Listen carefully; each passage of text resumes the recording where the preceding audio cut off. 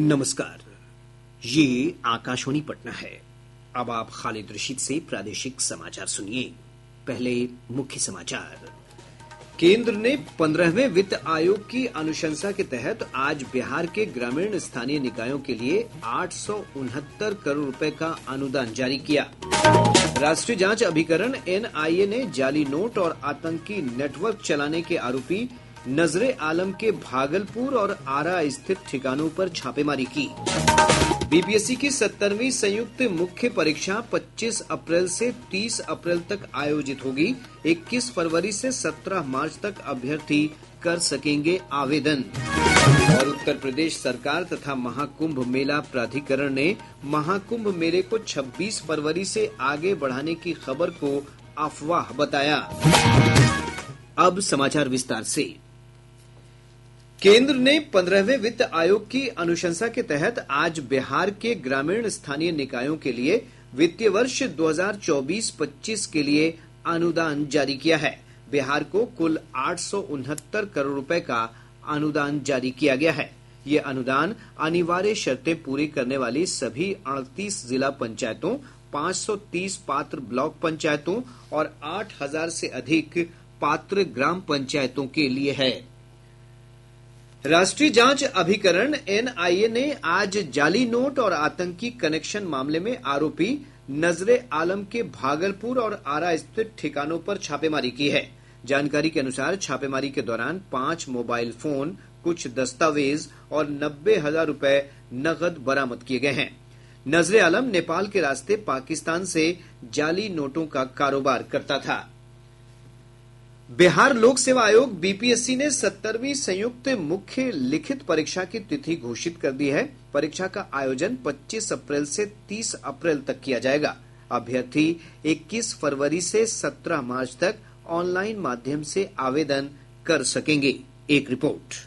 BPSC की अधिसूचना के अनुसार पटना में विभिन्न केंद्रों पर मुख्य परीक्षा का आयोजन किया जाएगा। आयोग ने अनिवार्य विषयों की परीक्षा का विस्तृत कार्यक्रम जारी किया है। इसके अनुसार पहले दिन प्रथम पाली में सामान्य हिंदी और दूसरी पाली में निबंध की परीक्षा ली जाएगी। 26 अप्रैल को सामान्य अध्ययन प्रथम पत्र और 28 अप्रैल को सामान्य अध्ययन द्वितीय पत्र की परीक्षा का आयोजन होगा। 29 अप्रैल को पहली पाली में संयुक्त परीक्षा से संबंधित ऐच्छिक विषय की परीक्षा होगी, जबकि दूसरी पाली में CDPO से संबंधित ऐच्छिक विषय की परीक्षा होगी। अंतिम दिन 30 अप्रैल को वित्तीय प्रशासनिक पदाधिकारी से संबंधित ऐच्छिक विषय की परीक्षा आयोजित की जाएगी। आकाशवाणी समाचार के लिए पटना से कल्पना झा।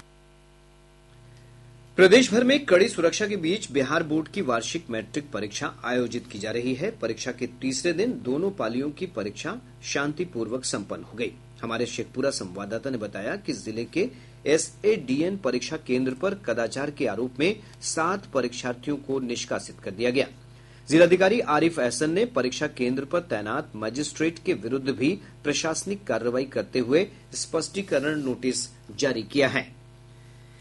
केंद्रीय ग्रामीण विकास मंत्री शिवराज सिंह चौहान ने कहा है कि सरकार ने ग्रामीण नागरिकों के जीवन को अधिक आरामदायक बनाने के लिए कई क्रांतिकारी योजनाएं शुरू की हैं। उन्होंने कहा कि इन योजनाओं ने देश की अर्थव्यवस्था को नई गति प्रदान की है। श्री सिंह ने नई दिल्ली में अफ्रीकी एशियाई ग्रामीण विकास संगठन AARDO के कार्यक्रम में कहा कि भारत AARDO को अपने समर्थन के साथ ग्रामीण समुदाय को सशक्त बनाएगा।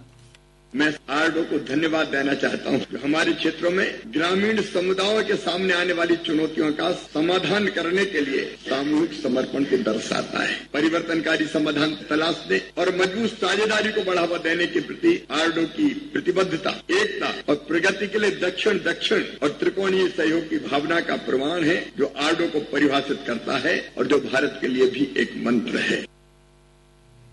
इस दौरान श्री सिंह ने महात्मा गांधी राष्ट्रीय ग्रामीण रोजगार गारंटी अधिनियम, प्रधानमंत्री ग्रामीण सड़क योजना, एक पेड़ मां के नाम अभियान और लखपति दीदी जैसी योजनाओं के विकास पर भी जोर दिया। ज्ञानेश कुमार ने आज नई दिल्ली के निर्वाचन सदन में नए मुख्य निर्वाचन आयुक्त के रूप में कार्यभार संभाल लिया। उन्होंने राजीव कुमार का स्थान लिया है। मुख्य निर्वाचन आयुक्त का कार्यभार संभालने के बाद अपने संदेश में श्री कुमार ने कहा कि राष्ट्र निर्माण के लिए पहला कदम मतदान है। राष्ट्र सेवा के लिए पहला कदम है मतदान। इसलिए भारत का हर नागरिक जो 18 वर्ष की आयु पूरी कर चुके हों, उन्हें मतदाता जरूर बनना चाहिए और मतदान अवश्य करना चाहिए। भारत के संविधान, लोक प्रतिनिधित्व कानूनों, नियमों और उनके अंतर्गत जारी निर्देशों के अनुरूप चुनाव आयोग हमेशा मतदाताओं के साथ था, है और रहेगा। श्री कुमार केरल कैडर के 1998 बैच के भारतीय प्रशासनिक सेवा के अधिकारी हैं।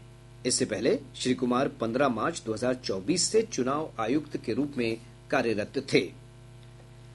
राज्यपाल आरिफ मोहम्मद खान ने कहा है कि शिक्षा का असली उद्देश्य समाज और राष्ट्र के विकास में योगदान देना है। श्री खान ने मधेपुरा में बीएन मंडल विश्वविद्यालय के 6ठे दीक्षांत समारोह को संबोधित करते हुए कहा कि शिक्षा हर मनुष्य को एक नया जन्म देती है। राज्यपाल ने विश्वविद्यालय के विभिन्न संकायों में सर्वोत्तम प्रदर्शन करने वाले 56 छात्र छात्राओं को गोल्ड मेडल प्रदान किए।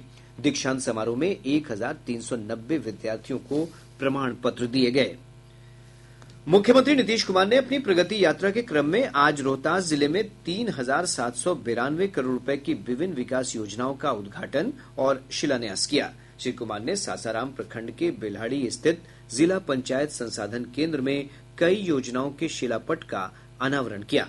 मुख्यमंत्री ने दुर्गावती में इको टूरिज्म, एडवेंचर हब और हॉट एयर बैलून कार्यक्रम का उद्घाटन किया।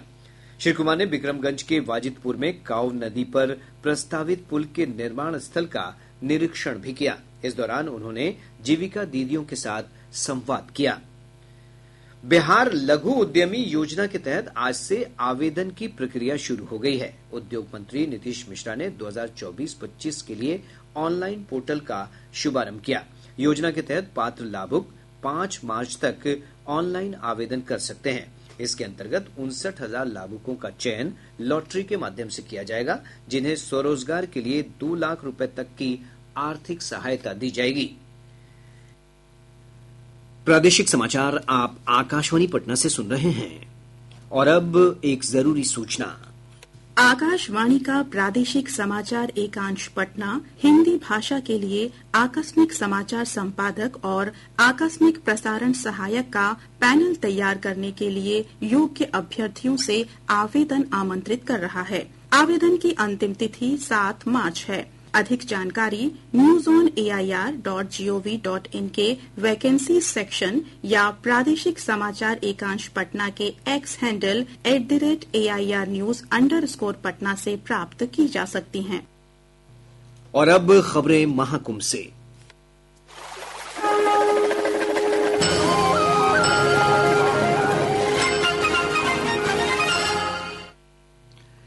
उत्तर प्रदेश के प्रयागराज में चल रहे महाकुंभ मेले में लाखों श्रद्धालुओं का आना जारी है। महाकुंभ में अब तक 56 करोड़ 12 लाख श्रद्धालु पवित्र जल में डुबकी लगा चुके हैं।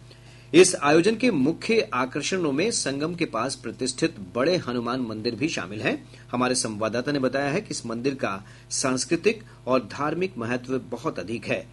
पवित्र स्नान के बाद यहां बड़ी संख्या में श्रद्धालु आते हैं। उत्तर प्रदेश सरकार और महाकुंभ मेला प्राधिकरण ने ऐसी अफवाहों को खारिज कर दिया है जिनमें दावा किया जा रहा है कि प्रयागराज में महाकुंभ मेले को 26 फरवरी से आगे बढ़ा दिया गया है।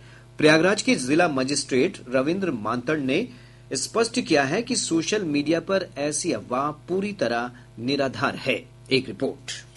महाकुंभ का समापन निर्धारित तिथि 26 फरवरी को होगा। शेष बचे दिनों में पवित्र संगम में आस्था की डुबकी लगाने तथा श्रद्धालुओं के सुचारू आवागमन के लिए व्यवस्था की जा रही है। जिलाधिकारी रविंद्र मांदड़ ने बताया कि महाकुंभ मेले का कार्यक्रम शुभ मुहूर्त के अनुसार जारी किया जाता है और ये पहले से तय होता है। श्री मांदड़ ने श्रद्धालुओं से अपील की है कि वे किसी भी तरह की अफवाह पर ध्यान न दें। राज्य सरकार या जिला प्रशासन की ओर से मेले की अवधि बढ़ाने का कोई प्रस्ताव नहीं है। जिलाधिकारी ने कहा कि अधिक भीड़ के इकट्ठा होने से बचने के लिए प्रयाग संगम रेलवे स्टेशन को स्थायी रूप से बंद कर दिया गया है, क्योंकि ये स्टेशन मेले से सटा हुआ है। इस बीच प्रयागराज के अन्य सभी स्टेशनों पर रेलों की आवाजाही जारी है। उन्होंने ये भी स्पष्ट किया है कि बिना पूर्व सूचना के किसी भी रेलवे स्टेशन को बंद नहीं किया गया है। आदर्श के साथ अभिषेक कपिल, आकाशवाणी समाचार, प्रयागराज।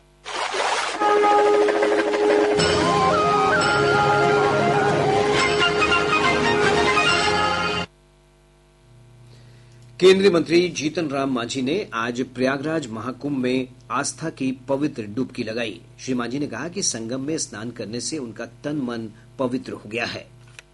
आकर के हमको बहुत अच्छा लगा। देखा कोई संख्या का शुमार नहीं है, अनगिनत है और सब आस्था के चलते आए हैं। सनातन धर्म हमारा रहा है ऐसा धर्म जहाँ किसी प्रकार का भेदभाव नहीं रहा। सनातन हमारा कभी नहीं कहा कि किसी से कोई विभेद करना चाहिए। दानापुर और सिकंदराबाद के मध्य चलाई जा रही गाड़ी संख्या 12,792 और 12,791 दानापुर सिकंदराबाद दानापुर एक्सप्रेस का परिचालन दिनांक 20 फरवरी से 28 फरवरी तक रद्द रहेगा। पूर्व मध्य रेलवे के मुख्य जनसंपर्क अधिकारी सरस्वती चंद्र ने यह जानकारी दी है। प्रदेश के अधिकतर भागों में न्यूनतम और अधिकतम तापमान में वृद्धि का क्रम जारी है। तेज धूप के कारण अधिकांश भागों में तापमान में 2 से 3 डिग्री सेल्सियस की वृद्धि दर्ज की गई है। मौसम विज्ञान केंद्र पटना के वैज्ञानिक ने बताया कि अगले 24 घंटों के दौरान तापमान में कोई विशेष परिवर्तन नहीं होगा। इसके बाद विभिन्न स्थानों पर न्यूनतम तापमान में 2 से 3 डिग्री सेल्सियस की बढ़ोतरी होगी। विभाग ने कहा है कि इसके बाद के दिनों में राज्य के उत्तर पूर्वी, दक्षिण मध्य और दक्षिण पूर्व भागों में हल्की वर्षा की संभावना है। आज के मौसम विश्लेषण के अनुसार अगले 24 घंटों के दौरान प्रदेश के मौसम में कोई विशेष परिवर्तन की संभावना नहीं है। मौसम आमतौर से शुष्क एवं न्यूनतम तथा अधिकतम तापमान अपने सामान्य से अधिक बने रहने की संभावना है। 24 घंटों के बाद मौसम में परिवर्तन की संभावना है, जिसके कारण बांका एवं जमुई जिलों में मेघ गर्जन के साथ वर्षा की भी संभावना है। मरीजों को मुफ्त दवा उपलब्ध कराने के मामले में बिहार लगातार 5वें महीने देश भर में पहले स्थान पर रहा है। राज्य स्वास्थ्य समिति के अनुसार दवा भंडारण से लेकर वितरण तक 10 मापदंडों में उत्कृष्ट प्रदर्शन के चलते राज्य को ये उपलब्धि हासिल हुई है। जहानाबाद के गांधी मैदान में एनडीए कार्यकर्ताओं का जिला सम्मेलन आयोजित किया गया। सम्मेलन में एनडीए के 5 घटक दल के नेताओं ने भाग लिया। अररिया में 8 मार्च को आयोजित होने वाले राष्ट्रीय लोक अदालत के सफल आयोजन के लिए जिला और सत्र न्यायाधीश गुंजन पांडे ने न्यायिक पदाधिकारियों के साथ बैठक की। दरभंगा मेडिकल कॉलेज अस्पताल के 100 साल पूरे होने के अवसर पर विभिन्न कार्यक्रमों का आयोजन किया जा रहा है। ग्रामीण कार्य मंत्री सह जिले के प्रभारी मंत्री अशोक चौधरी की अध्यक्षता में सीतामढ़ी के समाहरणालय सभा कक्ष में विभागीय योजनाओं की प्रगति कार्य की समीक्षा की गई। जमुई जिला समाहरणालय स्थित संवाद कक्ष में जिला विकास समन्वय एवं अनुश्रवण समिति की बैठक हुई। और अब अंत में मुख्य समाचार एक बार फिर। केंद्र ने 15वें वित्त आयोग की अनुशंसा के तहत आज बिहार के ग्रामीण स्थानीय निकायों के लिए 869 करोड़ रुपए का अनुदान जारी किया। राष्ट्रीय जांच अभिकरण एनआईए ने जाली नोट और आतंकी नेटवर्क चलाने के आरोपी नजरे आलम के भागलपुर और आरा स्थित ठिकानों पर छापेमारी की।